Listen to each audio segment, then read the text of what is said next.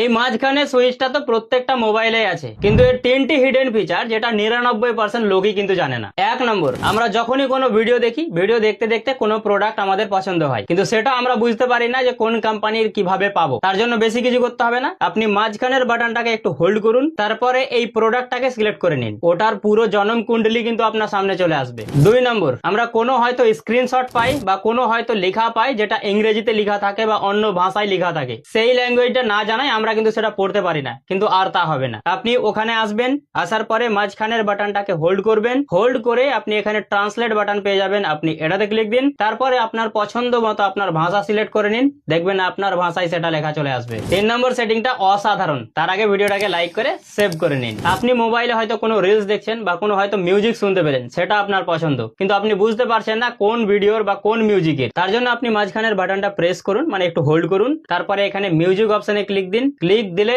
আপনার যে মিউজিক, সেই মিউজিকের পুরো তথ্য আপনার সামনে এনে দিয়ে দিবে। কি সুন্দর, তাই না? ভিডিওটা ইনফরমেটিভ লাগলে ভিডিওটাকে লাইক করে শেয়ার করে দিন, এবং এই ধরনের ইনফরমেটিভ ভিডিও পাওয়ার জন্য আমাকে ফলো করে রাখুন।